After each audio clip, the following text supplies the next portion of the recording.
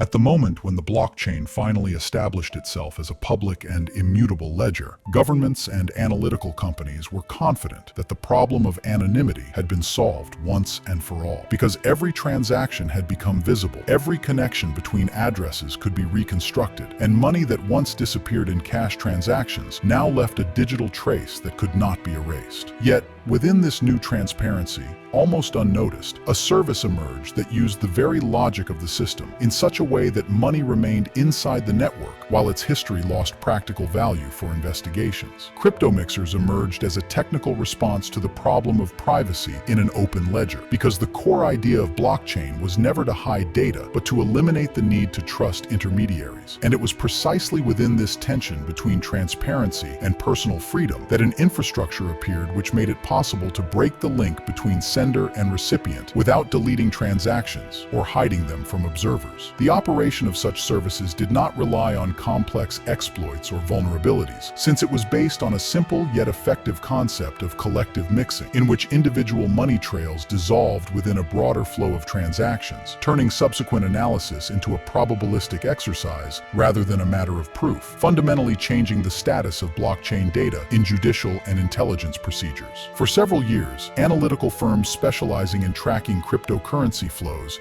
continue to argue that any movement of funds could be reconstructed given sufficient data and computational resources. But in practice, investigations increasingly ran into zones of uncertainty where addresses no longer had a single definitive interpretation and conclusions could no longer be supported with the level of certainty required. The problem was that the history of money itself ceased to be legally meaningful because cryptomixers created situations in which it became impossible to prove which specific funds belonged to a particular subject, even when the original transactions were publicly available and fully validated by the network. At that moment, it became clear that control over financial flows was no longer determined by access to data, because the data was updated and stored flawlessly, while losing its ability to connect actions with responsibility, creating a fundamental challenge for law enforcement agencies. In this way, without violating a single mathematical principle of the blockchain, the cryptomixer began to undermine the very idea of total financial surveillance. Greetings, I'm Jin. Like and subscribe. Things are about to get interesting. As cryptomixers became increasingly popular, law enforcement agencies and financial regulators encountered a problem for which they were conceptually unprepared. Because traditional investigative methods relied on the ability to reconstruct a chain of asset ownership, and in the case of blockchain, that chain suddenly ceased to be linear. Investigations that had previously been built around transaction analysis began producing contradictory results. Because after funds passed through a mixer, the same set of bitcoins could, with equal probability, be associated with dozens or even hundreds of different addresses, undermining the very idea of proof based on a digital trail. Even when investigators had precise information about the moment funds entered a mixing service, the size of the deposit, and exact timestamps, analytical tools increasingly produced only probabilistic models, which could be useful for operational assessments, but failed to withstand scrutiny in court, where what was required was not a hypothesis, but a direct link between a subject and an asset. The problem was further compounded by the fact that cryptomixers themselves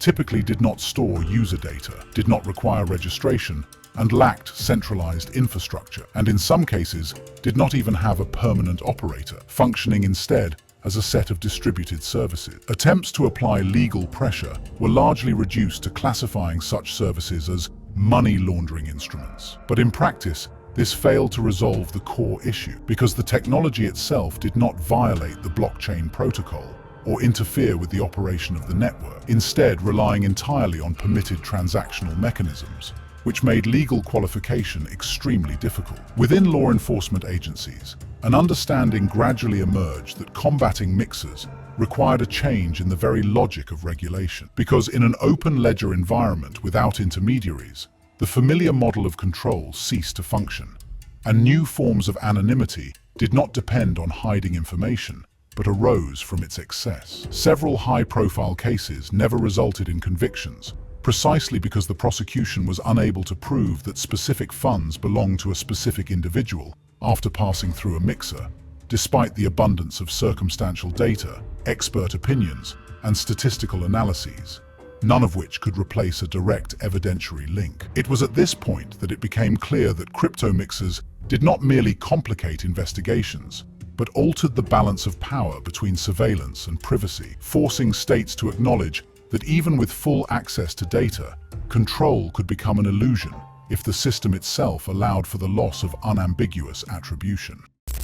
By the time specialized mixing services came into widespread use, law enforcement agencies already possessed sufficient data to identify instances of illicit acquisition of funds and to trace initial transactions. Yet it was precisely at the stage of subsequent movement of money that investigations began to systematically lose legal certainty. In cases involving ransomware operations active since the mid-2010s, investigators were often able to determine with high precision the addresses to which ransom payments were sent, establish the timeframes of transfers, and confirm the illicit origin of the funds. But once those funds passed through mixing services, the subsequent financial history no longer allowed investigators to unambiguously link specific assets to specific individuals. Despite the fact that all transactions continued to exist within the public ledger and remained available for analysis, investigators faced the reality that funds emerging from mixing services could no longer be legally attributed to a particular source, because the architecture of mixing itself destroyed the direct link between input and output, reducing any conclusions to probabilistic assessments that were unacceptable within criminal proceedings. In court, defense teams repeatedly emphasized that the presence of a statistical model or an expert opinion did not constitute proof of control or ownership of assets if it was impossible to demonstrate a continuous and unambiguous chain of responsibility, which in a number of cases led either to the dismissal of money laundering charges or to their reclassification into offenses that did not require proof of direct control over the funds. Similar difficulties arose in cases related to the financing of illegal online marketplaces, where prosecutors could demonstrate the path of funds up to the point at which they entered a mixing service, but were unable to prove that the funds exiting the service were used for specific unlawful activities by the individuals charged, significantly weakening the state's position in court. It is important to note that these investigations were not hindered by a lack of data or by technical limitations of analysis,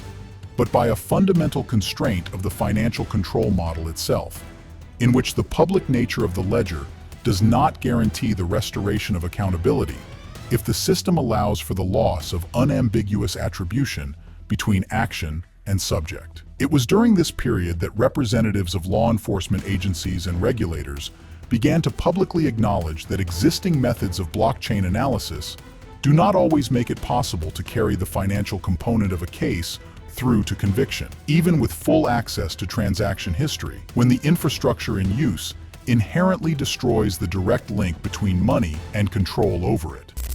After the limitations of investigations became evident, even with full access to transaction histories, states began to shift their focus away from technical analysis toward legal and political instruments, because attempts to restore control within the blockchain architecture itself failed to produce sustainable results and did not resolve the problem of evidentiary certainty. The response took the form of criminal cases, international investigations, and sanctions mechanisms aimed not at altering protocols or interfering with the operation of networks, but at isolating infrastructure associated with the provision of anonymity through financial and legal levers that existed outside the blockchain. Individual operations led to the shutdown of specific services and the arrest of their alleged operators. Yet even in these cases, investigative authorities publicly acknowledged that such measures did not eliminate the underlying possibility of mixing, because the fundamental principles of distributed networks allow similar tools to reappear in different forms and in different jurisdictions. At the same time, pressure increased on analytical companies and cryptocurrency exchanges,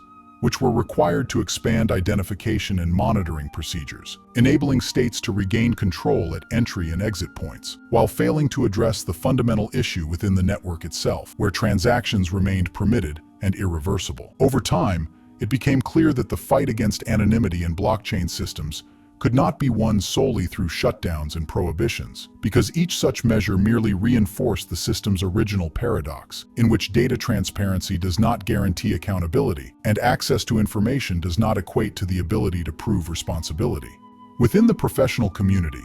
an increasingly common view emerged that cryptocurrencies do not so much undermine existing models of control as expose their limits, demonstrating that financial surveillance remains effective only as long as a system allows for the restoration of an unambiguous link between action and subject. For this reason, the history of mixing services proved significant not as a story about crime or concealment technologies,